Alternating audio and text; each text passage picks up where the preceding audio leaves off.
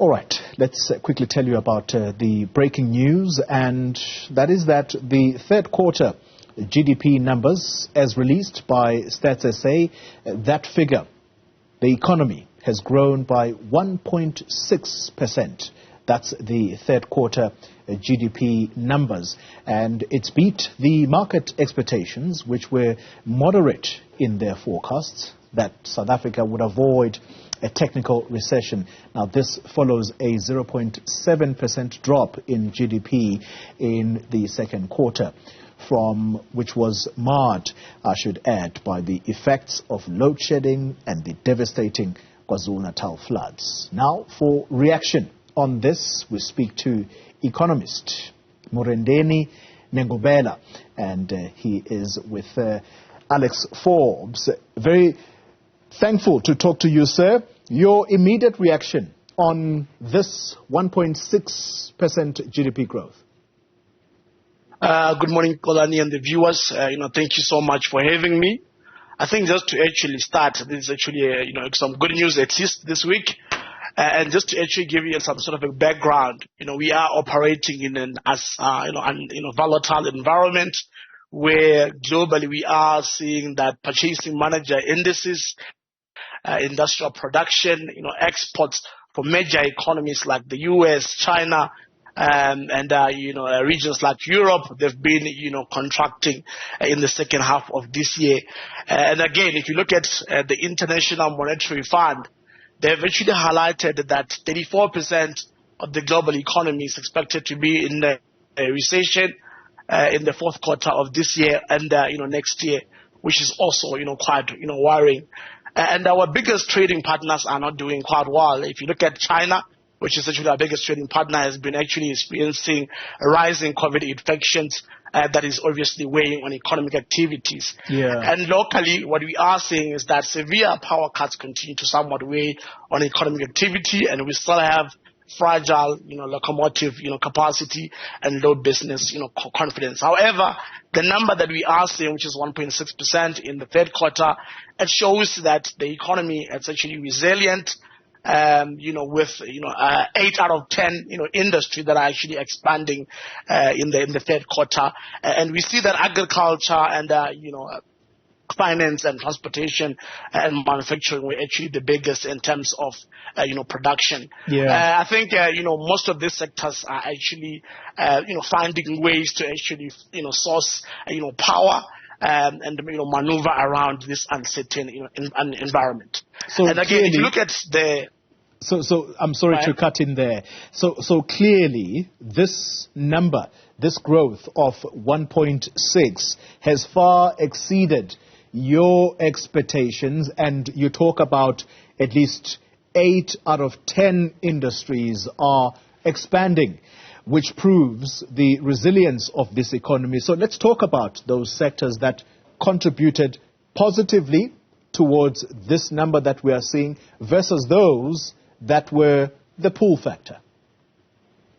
Okay, thank you so much, Tolan, for the question. Yeah, the number was actually better than our expectation, of 0.7% growth, and we saw agriculture was actually up 19.2% in the third quarter. Transportation was also up.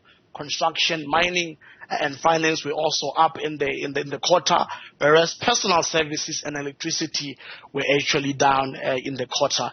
If you move on to the the expenditure side of the GDP, we saw exports were also up 4.2% in the quarter, whereas imports were up 0.6%. What we also saw is that household consumption was down 0.3% in the quarter. Obviously, this actually talks to the high cost of living that we are seeing in the country and rising interest rates that continue to somewhat negatively impact consumers. Yeah. All right. Let's conclude the conversation and talk about the impediments to growth. I think I heard you earlier mention load shedding, and that helps us almost throw forward to your expectation of what we are likely to see in the fourth quarter, given that you not only have Eskom that is an impediment, but Transnet also is another factor that has to be looked into in terms of its contribution or perhaps lack thereof towards this economy functioning better? Okay, thank you so much, Colin, for the question again. I think, moving on to the fourth quarter, I think as the festive season mode kick in, we are more likely going to see a lot of people actually go out to actually spend, which is definitely going to support the trade, sector. And again, if you look at our biggest trading, partner like China, they are easing their zero policy, measures, which is more likely going to actually support economic growth and perhaps boost, our exports, to them. Obviously, countries like Transnet, they need to come to the party and actually improve their locomotive capacity so that we can improve our volumes.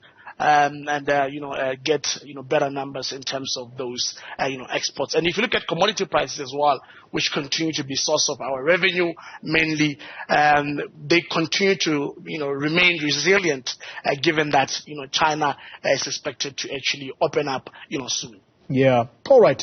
I'm completely out of time, but let me try and squeeze this one in. 2023, with the growth forecast constantly being revised down, does this figure, the third quarter GDP numbers, give us a glimmer of hope that we could potentially see much bigger growth? Yeah, true. Obviously, with China opening up, we are more likely going to get, better number in terms of exports. But we are worried about, the talk around global recession. If you look at, our other big, trading partner like Europe, they are expected to be in recession next year, given that they continue to face energy issues. Whereas the U.S. as well is expected to be, in a recession next year, given that they are, they continue to actually, slow down, significantly. We are expected to grow by 1.8%, next year. And we will remain below, 2% growth, given that we have this systematic issue that we continue to see around power issues and locomotive, issues and so forth. All right. Murendeni Nengovhela. He's an economist at AlexForbes. Thank you very much for that quick analysis.